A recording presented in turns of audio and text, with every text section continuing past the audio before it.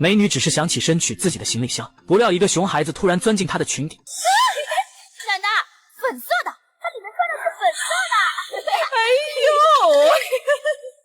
女人瞬间被激怒，男孩母亲见状立刻命令儿子给女人道歉，岂料护犊子的奶奶一把拉开儿媳妇，不料这时男孩又拿起水枪朝女人滋去。意识到不对劲的女人质问男孩喷的是什么，害怕被发现是自己的尿，男孩一溜烟跑得没影了，而奶奶却让孙子慢点跑，反而怒斥着让女人闪一边去。明事理的男孩母亲不停地和女人道歉，随后又把钱塞到女人手中作为赔偿，因为要着急下车便匆匆离去，本以为此事就此了结，殊不知熊孩子这次惹到了他们惹不起的人。另一边三人出战见到男孩的父亲，女人本想让孩子爸管管不听话的儿子，却被护犊子的婆婆一口打断。母亲表示孩子这样下去迟早会出事，怎料又再次被沉迷游戏的老公怒斥，让媳妇不要和婆婆顶嘴。殊不知护犊子的婆婆和妈宝男老公马上就会因自己的行为遭到报应。这不几人来到了男孩的大舅家，因男孩的父亲想升职加薪，便来拜托大舅帮自己促成一个项目合作。岂料就在几人交谈的时候，熊孩子直接将舅舅价值千万的豪车绕圈划了一道，甚至将豪车的车标一把拽了下来。奶奶，你看。我的车！你怎么把舅舅车标扒下来了？你这孩子怎么现在这么不懂事儿啊？你干什么你啊？这个破玩意能值几个钱呢？至于吗你？这是我新买的车呀！妈，咱是来求人家办事儿的。我的车呀！有什么了不起的？车上不就可以了吗？看，修好了没有？修好了没有？啥事儿啊？大惊小怪。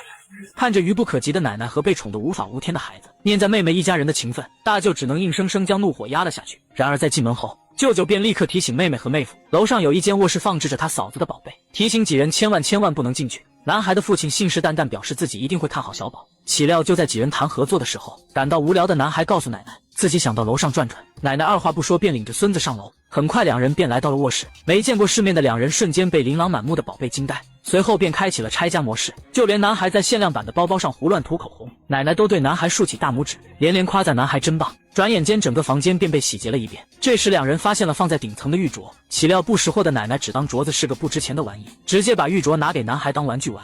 恰在这时舅妈回到家，突然发现不见婆婆和小男孩，直到此时男孩父亲才发现两人早已消失不见，抬头惊恐地发现两人已经跑到了楼上。意识到大事不好的几人立刻上楼，等女人赶到卧室，瞬间被眼前的场景吓傻。婆婆见状不动声色地将玉镯偷偷塞进男孩的裤兜。谁让你们进来的？哎呀，我不是跟你说过吗？这个房间不能进，不能进！你们怎么……有什么不能进的呀？